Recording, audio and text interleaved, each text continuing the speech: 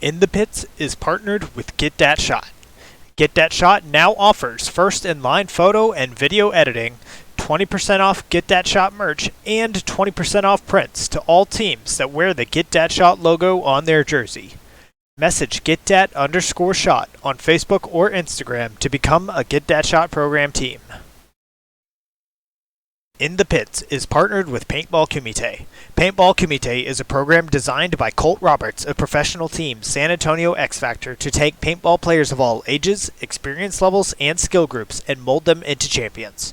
The program breaks the game down into small, easy-to-learn sessions designed to help you master the fundamentals so that you can elevate your game. Newcomers to the program get a free 1-hour introductory class when mentioning In the Pits. To sign up for a class, message at Paintball Kumite on Instagram. In the Pits is partnered with Compete. Compete is a Texas-based brand by Jell Stewart of professional team AC Diesel that provides custom jerseys, pants, headbands, straps, tech shirts, and any other soft goods to help individuals and teams compete at the highest level. Support Texas Paintball and message Compete on Facebook or Instagram and mention In the Pits Podcast for 10% off your entire order. Welcome everyone to episode 7 of In the Pits Paintball Podcast. This podcast is focused on everything that has to do with the paintball scene here in Texas, from professional players and teams to new divisional programs, local tournament series, field owners, Texas-based brands, even photographers and videographers. Every week we will have a short and sweet 30-minute episode with a new topic and special guest. I'm Christian Smith, player for Texas Titans, and this episode we are going in the pits with Jonathan Salas, owner of Splat Zone in Houston. Jonathan, how are you doing this evening? I'm doing pretty good, man. So it's funny. So just as everybody knows me as Jaybird, so if you just want to address me as Jaybird, and we'll just kind of cool, Jaybird, you got it. So Jaybird, for those listening that maybe don't know about you, how long have you been involved here in the Texas paintball scene? Texas paintball pretty much since I started playing. I went out to used to go out to Katy Paintball. I guess it was Tanks Paintball when they were off of Katie Hockley. After that, they moved out to West Green and I-10 and then played out there for a while. So pretty much Texas my whole life. Even as a kid, I guess just never really moved around. All right, so what teams did you play for over the years then? Our first team was, my very, very first team was Silent Strike. I think we didn't even actually play any tournaments. We got hooked up with Ulysses, who you guys might know from Gangster Paintball. But back then, when we got together, we created Bloodline. Bloodline, we played a Houston Rookie League for a while. And then after that, we kind of split ways. And I formed Rampage with my buddy Roger and a couple of other guys that we brought in from like the Houston paintball scene. And that was a team that we kind of traveled a little bit more to. We went to the MPPL in Tampa, and that was, I think it was like 2006. And then we did Boston. We did Boston. And then after that, life kind of got in the way, and I took a little bit of a break from paintball and got back into it around, I guess that was 2019, and that's when I started playing with Ulysses again. There's I like to call him, we call him OG. He's the original gangster, but he's Gangster Paintball. So that's the team that I'm currently playing with. I do have a youth team that I'm coaching, which is Rampage. They're like a rookie team, and then we're doing Rampage kids to bring up a youth group of kids to play the game. Awesome. Yeah, it's glad to hear that you made your way back in. I know a lot of people say that you never fully quit paintball. You just take a break for a little while and then you come back eventually. It's really cool that you got to, link back up with OG. So tell me a little bit more about this youth team that you're coaching, Rampage. So I guess it kind of stems from like the overall mission with what we've been trying to do here at Splat, right? And it's just grow the sport of paintball by infusing it with younger blood, right? The kids that are, the people that are already in the game and that are already playing, they're hooked. We love it. We're not going anywhere, right? Like you said, you never really quit. You just take a break, right? But the key to being able to grow this sport is to bring in younger kids that can eventually, grow into professional players, right? And have something to aspire to that they could play professional paintball, or have some sort of a job or life, if you will, through paintball, right? Um, so this youth team that I'm coaching is since he was about 8. A couple other kids that kind of got hooked into it from our youth camp, and then my rookie team, which is built up of pretty much some of our staff that works here, that decided they wanted to give it a try. So I'm letting them try it, That's teaching awesome. them what I can and letting them go after it. I love it. You're starting to see more and more youth programs kind of pop up around the U.S. It's really cool to see. I know that something that Colt Roberts was saying back on the very first episode of the podcast was there's a lot, the NXL pro population is aging. Like, he's been in the pros for 15 years. You've got a lot of the Dynasty guys have been in there for at least that long, if not longer. So it's really great to see all of these youth programs kind of coming up, and hopefully they're going to take the reins soon because these guys in the pros can't play forever. Um, so tell me, I guess, a little bit about Gangster. Tell me about those guys and everything, your experience with them, and yeah. No, Gangster, man, hopefully not hurting anybody's feelings, but I love to compare us to the Bad News Bears. We're like a throw together team. OG and I, since I got back, I've been playing with him. I stuck with him no matter what. It's kind of gone up and down. We've had people come and go, but the group of guys that we have right now, I'm really, really happy with. Chad, most of you guys might know him. He's a spitfire, man. He's just ball of energy. Loves, kind of keeping the pits light and airy when we're in the middle of points and stuff. And then Justin, who's our back guy, he's been through our ups and our downs, and he's kind of weathered the storm of a couple of seasons and really has developed as a good player. From, not to say that he was bad, but he's just, as he's gotten better, as he's gotten more and more experience, you can tell he's just exponentially getting better. And then we just recently picked up Rudy again. He kind of came and went, but he's a great snake player. Him and OG work really good together. They just seem to kind of intuitively know what each other are doing. So, we had a little bit of a falling apart in the middle of this season. We had lost a couple of players that we thought were going to be here with us for the whole season, but they kind of did their own thing, and you can't blame them. But I'm looking forward to the next season and seeing what it brings. We'll play a couple more events this season and try to win those, but I think we're like in a rebuilding stage right now. Gotcha. So. Well, I'm looking forward to see if y'all start the rebuild and see y'all around X Factor again, because it was definitely fun last year whenever Gangster would come to town. It was really fun getting to play with you guys. I also played a lot with and against the Gangster guys last year because I did the 1v1 event at your field, and then I also I guested with the Deadly Defiance guys in the last HCPS event, and then I also did one of the 3-man events with the Raw Dogs with Paul Hubert and those guys. So yeah.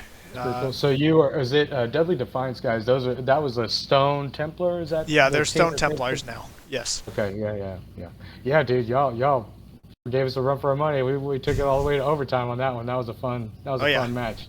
For sure. I think it set the mood for us for the rest of the day. We kind of got bummed out after that loss, but it was all good, man. We had a good tournament.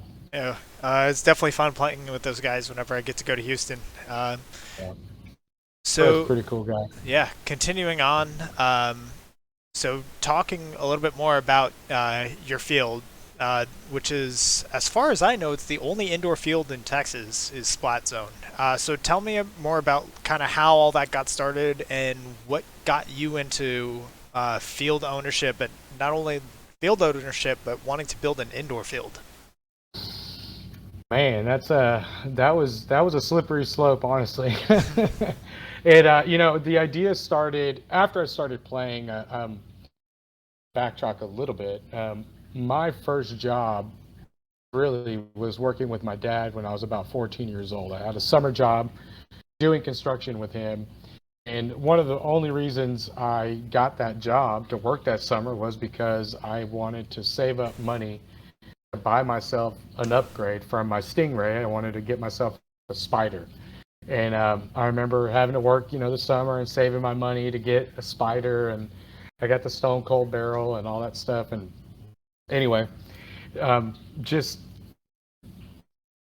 I guess I kind of lost my train of thought, but repeat that one more time. Where were we with so we're just what got you into wanting to build a field of your own? Right. Okay, sorry. So needless to say, back in 2019 when I started playing again, I was also still doing construction, still working with my dad. I had evolved from just doing, painting and small finishing jobs to actually doing commercial construction, right? So building out different restaurants and stores and all sorts of good stuff. And I remember just in my head thinking along the lines like, I'm doing all these, I'm building all these people their dreams, right? Their businesses, their livelihoods. And I get kind of attached to them, but then when I'm done, I just, I gotta go, right? And leave them to it. And it's like making a baby and then giving it away, I guess. I don't know. But kind of going back to it, I was getting burnt out on construction. There's a lot of ups and downs, and I was getting undercut by a lot of contractors, and just I was kind of in a place mentally and stressed out, that I wanted to do something different. And I'd always had the idea of opening up a paintball field, even like very close to purchasing one a long time ago, but just the money wasn't there for me to do it at the time. But kind of flash forward, I came after I started playing again. I decided, you know what? I think I want to look into what owning a paintball field would be like. So I started doing research. I think pretty much how everybody else starts. You Google how to start a paintball business, and I got so many different things and so many different points of view and a lot of information. And so the plan was really to start. I wanted to do a field that was close to the city of Houston, right? Like close to being in town, so that practice wasn't so crazy far. It's a lot of times we're driving 35, 45 minutes to an hour just to get to the field to practice, be there all day, and then turn around and drive back. And I don't know, I thought maybe it'd be nice to have something that you could just drive to during the week that would be kind of close. So the idea originally started was more as an outdoor field. And then during my research, I actually went to the NXL event in Dallas back in 2019, I guess that was. And while I was there talking and speaking with different vendors, I kind of stumbled across the 50 cal stuff, right? And I was like, oh, this is really cool, because I always had it, in my mind that it's like paintball's really good. It's a really awesome sport, but for kids, it's super intimidating, right? You get on the field with,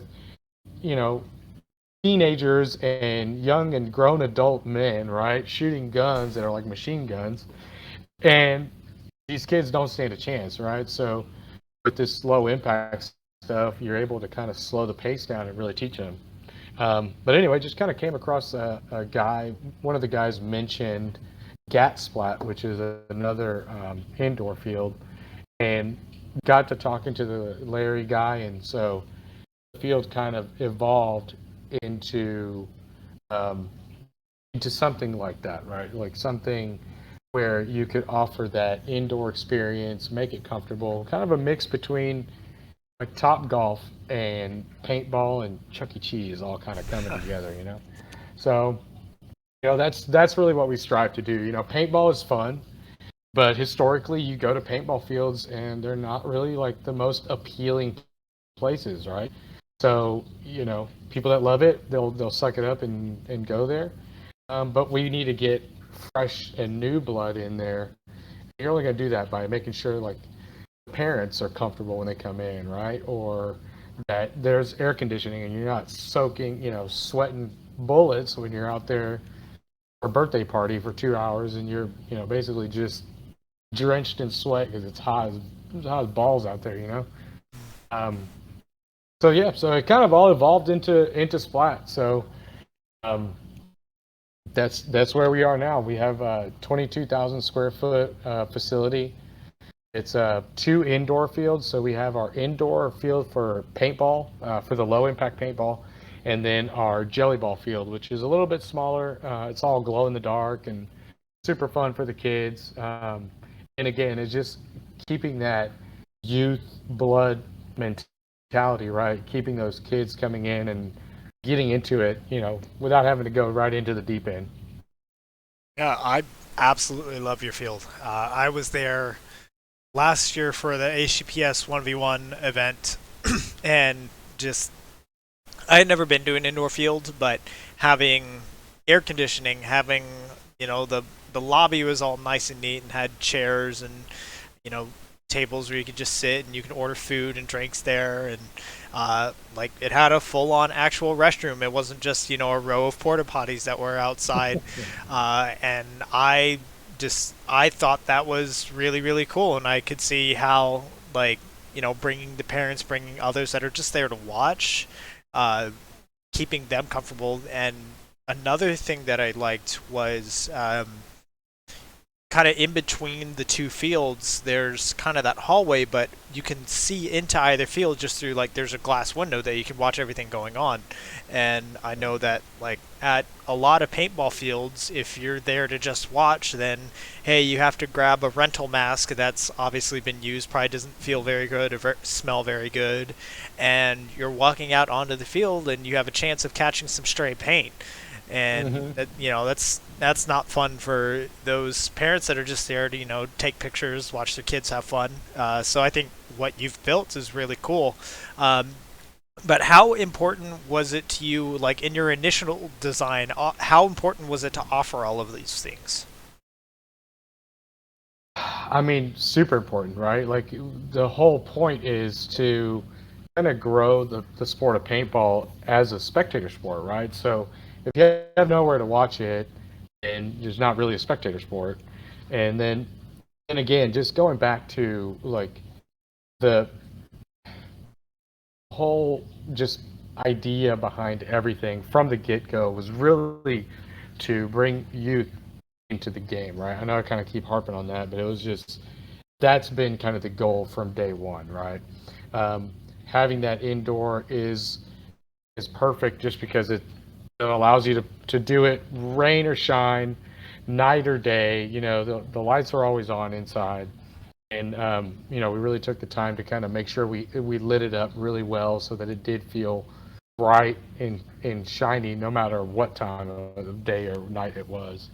But a lot of planning went into the just the overall experience, right? From the moment that you walk in to being greeted by our front desk, and then the smell, the music going, the whole experience of paintball is what was really more important to me, because the game is fun, right? The game is fun, but the experience is what's going to get somebody overall hooked, right?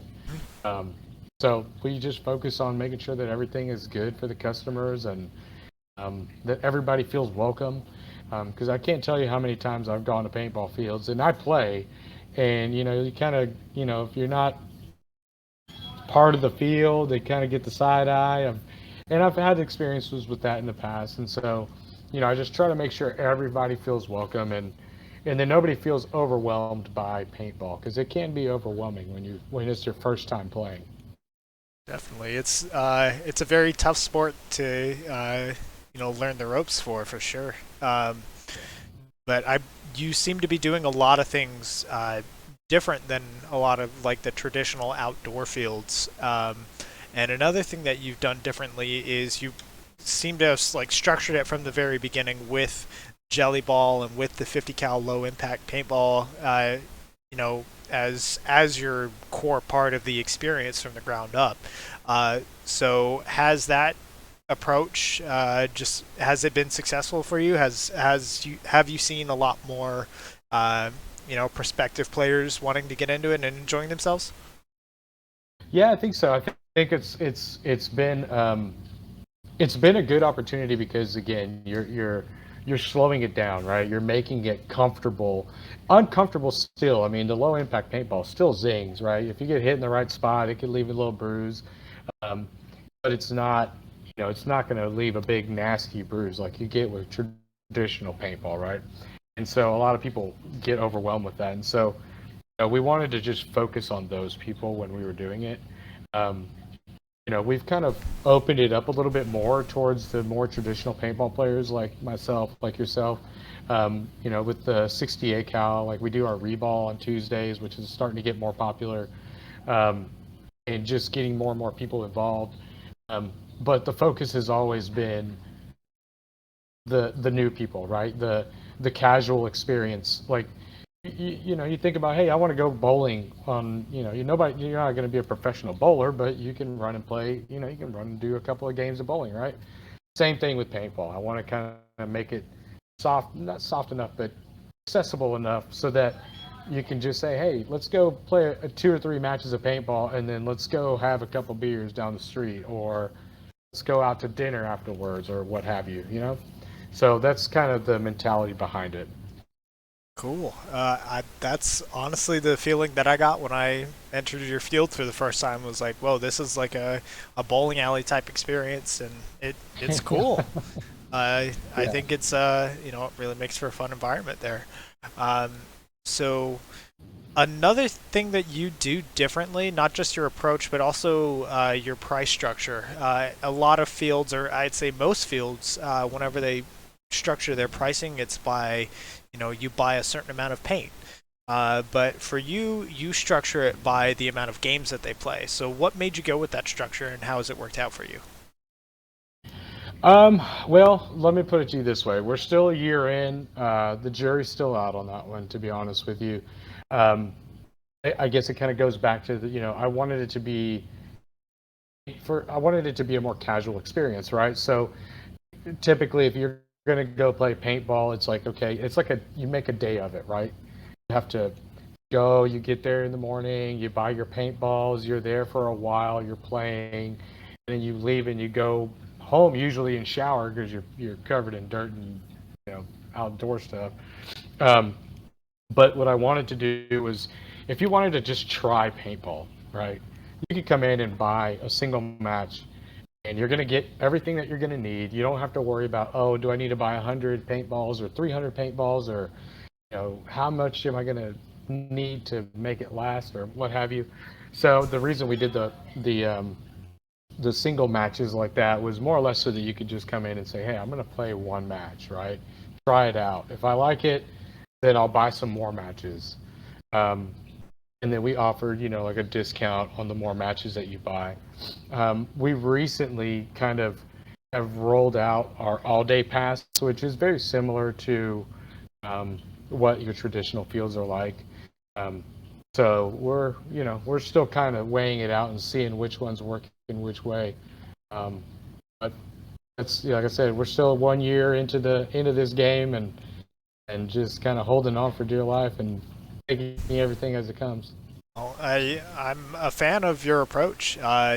It sounds a little bit similar. I'm not sure if you're familiar with how Paintball Fit, they have their Nightball going on now that they actually put LED lights above their middle field, and so like 2 or 3 nights a week they have Nightball where you go and you just pay like a flat fee and you play the entire night instead of buying a case. It's just, hey, you pay your entry and you just play hopper ball the whole time, but all the paint is included in that. So it's an interesting price structure that I haven't really seen before outside of y'all and outside of Fit. So I'd love to see just how that works out for y'all if it becomes effective, price wise in the long run. Um, Yeah. so, kind of other things that I'm interested to hear about, being an indoor field, what are some of the advantages of being indoor versus having an outdoor field? Well, obviously, I think the main thing is that you're not really dealing with the weather. It's a lot more of a controlled environment, right? You don't have like bugs and just all sorts of other factors. So we're able to kind of um, control the experience a little bit more. And I think that's ultimately kind of what um, you know. Again, we set out to do is we're really focused on the experience, right? The customer experience, the user experience. Um, so that is really good. Just the comfort of it, right? Like being able to just be inside, to be, near the snack bar, the bathrooms. It was one of the things that we really wanted to take paintball and kind of elevate it, bring it up to the next level, and just make it awesome, more awesome, I guess, than it already is, right? Um, yeah. Other than that, I guess being able to have the field lit 20, whatever time of day, that's also really cool. Um, I think the only thing that I don't like, or one of the things that we don't really get, is we're not shooting paint, right? Full paintball, 68 caliber paintballs. We did it for the 1v1 tournament, but even then, like it was just a lot of paint that you have to then turn around and clean up. So the 50 cal stuff is less paint in it, so it allows us to keep the fields clean. Like every day we stop and clean bunkers and you know pick up the paintballs that are like left over, and we have a little machine that picks them all up, and so it's just a lot cleaner, I guess, the indoor. Gotcha. Yeah, and I was going to ask also, what are some of the challenges that you have that outdoor fields don't have? I mean, obviously the cleaning up, you don't, um, the paint's not going to get run off by weather or rain or anything like that. And then, obviously outside of operating costs themselves for all of the facilities, but what are some other challenges that are unique to the indoor experience? I think being able to find a building big enough to put a full size field in, that would be that's kind of the what we were looking to try and do, but it was just very, very difficult. So we ended up getting the building that we could put the biggest size field in. So we would like eventually to be able to do that, but we're just compensating by putting a full size field outdoor, and we'll be fine. Yeah. Gotcha. Yeah, I've have seen y'all's progress on that outdoor field. So was it always part of the plan to have both an indoor and an outdoor experience, or what was it that sparked your expansion? No, it was always part of it. It was one of the reasons that helped us choose this building, was that it did have this adjacent field right next door, and that's been kind of in the negotiation from the beginning. Ultimately, the end goal is to get these youth players up to playing full speed, professional paintball. So they need a place that they can naturally transition to, right? So going from the 50 cal here inside, a little bit more slow pace, then letting them have a place to transition into full speed paintball or 68 caliber paintball, um, is was like the natural progression for us, and so we definitely had that in the works. It was just had to get the indoor thing up, running, kind of moving, and then we were on to phase two. So Cool. Well, I'm excited to see that outdoor field fully completed. So you talked a little bit about the youth experience. I want to talk a little bit about the summer camp that y'all offer. Just tell me more about it. And obviously, this is part of your overall mission statement to make it more accessible, bring in more younger players to the game. But just tell me more about why a summer camp specifically. I guess I got the idea kind of from my son. My son is he's my oldest son is 11, um, and he's always doing summer camps, right? All sorts of summer camps. They had baseball summer camp, soccer summer camp, you know, under the sea summer camp, all sorts of stuff. And so I was thinking, why would we not be able to do paintball summer camp, right? Give these kids a chance to learn what it is, what competitive paintball has to offer. And I think that one of the things that we set out to do was just to be able to educate the masses, if you will, about the world of competitive paintball in general, right? Um, so being able to bring in these youth camps and get in front of these kids, make it fun for them, aside from our like training, which we do like a full practice, basically the kids will come in and we'll do a conditioning and agility warm up in like an hour basically, or 45 minutes of strength and conditioning, all body exercises and agility stuff. And then from that point, we'll kind of take a little break and go into your paintball skills, right? And but making it so that it's fun and doing games with them and making them kind of compete with each other, shooting targets without actually shooting at each other in the beginning. And then as the week kind of progresses, you start getting them into, by Wednesday or Thursday, I had the kids snap shooting against each other in like bunkers at the 50, right? Because that's part of the game. And so but then again, they're doing it with 50 cal guns, right? It's all mechanical, so it's getting slowed down. Yeah, it's all about teaching the kids, man. That's all it is.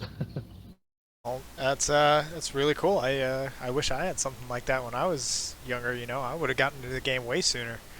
Yeah. So, a lot of this, a lot of what you're doing is kind of geared toward the kids and toward the younger players. Are you seeing that a lot of your customers are kids in that age group, or are you still seeing, a lot of like men in their 20s, early 30s? So men in their 20s, early 30s on Thursday nights for sure. Yeah, or I'm sorry, on Tuesday nights. But I'd say about 90% of our customers are, maybe 90% is a little high, maybe like 85, but something along that range. Most of them are kids ages like 6 to about 12, 13, 15 years old, which is exactly the demographic that, we were kind of aiming for with everything behind it. So yeah, it's right on par, man. We're appealing to these kids. We're getting paintball out in front of them. Even if they show up for Jelly Ball, there's they can watch the paintball matches while they're waiting for the Jelly Ball to start. So the ultimate goal is still to continue to grow the sport of paintball. It's cool, and I think the way that you've built the field, going back to all the facilities and the way you can watch the games is very conducive to all that mission statement. So real quick, just to let everybody in the chat know, we will have time for one or two questions here at the end. So if you have something that you would like to ask Jonathan, go ahead and put your question in the chat. We'll get to it towards the end. So Jonathan, getting kind of back to your process of building this field, because you are now in the process again for building the outdoor field. What are some mistakes that newer field owners make? Like, what are some pieces of advice that you would give people that are looking to own their own field? Man, have patience. Try not to do it in the city. Dealing with permitting and all that stuff. It was something that we didn't anticipate. We also, for all intents and purposes, we started the process about 4 months basically before COVID, hit, right? And you can imagine that's not a very good look for an indoor field, right? So everything kind of just like screeched to a halt as far as construction was concerned. So, I guess you can't anticipate something like that, but just, anticipate or expect the unexpected delays. I think that's one of the things that I wasn't really anticipating as much, was just dealing with the permitting and get this done and then hurry up and wait while they do this inspection. And I think that was one of the things that really drew our construction timeline a little bit longer than we needed to. And to be honest with you, I mean, I worked at a paintball field for quite some time. Matter of fact, I would go and work on Saturdays and then go and play on Sundays. And I did that for basically the whole time I was playing. And but the logistics of it is just, keeping everybody good, keeping everybody happy, um, trying to make sure that everybody's getting the same amount of play time, which is something that we've had to deal or anticipate with being an indoor field, right? We don't have a bunch of different outdoor fields where we can rotate 5 or 6 different parties or 5 or 6 different groups, right? We literally have the one field for paintball and one field for jelly ball. So we're definitely looking forward to getting that outdoor field so we can have another place to rotate. But yeah, that's really it. I mean, I think it's just business in general, right? Being able to manage all that stuff. And then whatever you're planning for your budget, like just plan a little bit more than that, because there's always going to be something that comes up that you're not expecting. Yeah, well, that's definitely a lot to consider. I mean, at least with having so many parties that you're struggling to get everybody playtime. I mean, I guess that's a good problem to have, that your business is pretty popular there. So talking about you had the 1v1 event there at the field last year.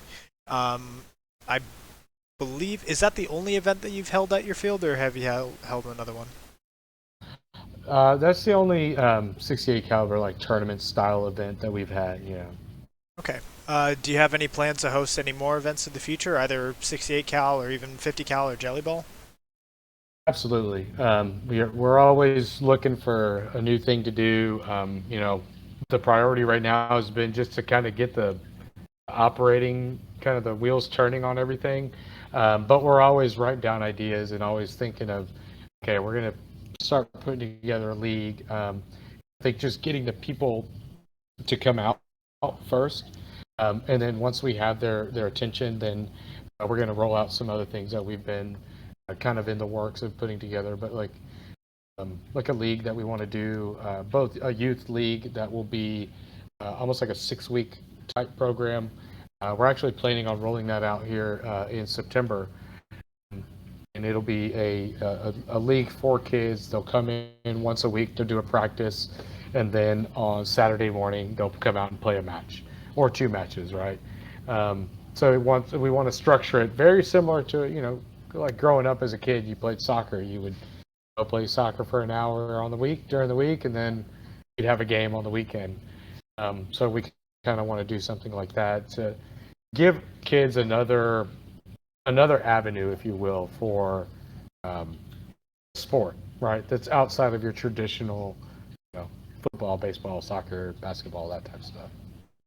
Yeah, youth league sounds really cool. I definitely haven't heard of anyone else doing that in any other fields. So hope it takes off. I think that's definitely the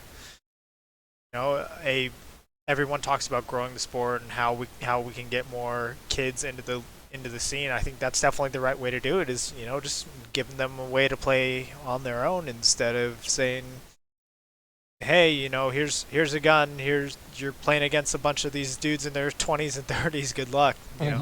I really like that you're giving them that opportunity there. I hope it goes well for you. So we're getting kind of toward the end of our show. This is a question that I ask everybody that comes on the show. So are there any Texas-based either teams, players, brands, or projects that have caught your attention lately? Who do you think the rest of Texas should know about if they don't already know about them? Man, to be honest with you, it's just OG, man. He is probably one of the most underrated people in the Houston paintball scene, or really just Texas paintball scene. But I know that for Houston-wise, there's not a player in Houston, I don't think, that hasn't gotten some sort of a tip or some sort of coaching from OG. I mean, he was the one that kind of took me and my buddy Roger and my brother under his wing when we started doing Bloodline, and really taught us what competitive paintball was. Before that, we were just out running around in the woods behind our neighborhood. So He's probably one of the oldest guys in the game. No, I'm just messing with him, but he's a good guy, and his brand. He's really worked hard to develop gangster paintball, and he has that mentality that it's not about looking all that great or having the fanciest gear. It's about the heart that you put into it, the dedication, showing up to practice on time and being able to put in the work while you're there and not just lollygagging. So he's probably one of the main people that I would have to kind of shout out and just thank for kind of showing me the ropes too back when I first started a long time ago, and then just taking me back under his wing, when I came back and opening that door and saying, "Hey, man, you're always welcome to come play with me." And so I'm there, holding it down with him. I still think that's such a cool story. You starting out with OG and then linking back up with him just a few years ago, all those years later. Yeah. Let's see, I have someone in the chat. That's Pat Rayborn, who is who's on my team, the Texas Titans. He's saying that OG was there when he first started playing paintball back at the Houston Rookie League at Tanks. Yep. So yeah, shout out to OG. So looks like we got time for one question from the chat. This is from username ClipZRLL, I believe. This guy's a local at your field. His question is, what's the timeline for the outdoor field? Will it be full size or more of a 3-man field? It'll be a full regulation size NXL field, so we'll be able to set up, all of the NXL layouts. And the timeline, man, we're waiting on the netting and the grass. So actually, for the past couple of weeks, we've been setting posts. I've been out there in a little skid steer, pulling stuff around and trying to get the ground nice and level. So hopefully, we're hoping here by the end of the month, end of August, early September, we'll be wrapping that up and opening it up for play. Cool, man. Hopefully I'll be able to come and visit y'all pretty soon with the next Houston GCS event. Maybe I'll stop by. That'll work, man. Awesome. So, Jonathan, thank you so much for your time, and thank you again for filling in for Nico Hyde with very little heads up. So, do you have any last shout-outs or things you'd like to say before we sign off? And just first and foremost, thanks to God for everything that we have here, and my wife, who's at home right now with 2 kids and trying to get them to bed, and she's been a real big support during this whole thing. And so I couldn't really do it without her. And then also a big shout out to my business partners on this. They took a chance on me and were helped me to get this dream, make this dream a reality. So. Awesome. So thank you guys so much for tuning in. Be sure to go follow Splat Zone. That's at Splat_zone on Instagram and TikTok. What other guests would you like to see on the show? Sorry, Splat_Houston. Oh, sorry. I'm sorry. Splat_Houston on Instagram and TikTok. I actually wrote that down wrong. So what other guests would you like to see on the show? Be sure to leave a comment down below, and while you're at it, hit the subscribe button if you're watching it on YouTube. The show goes live weekly here on twitch.tv/inthepitspaintballpodcast. Recordings are posted to YouTube, Amazon, Apple Podcasts, and now Spotify the next day.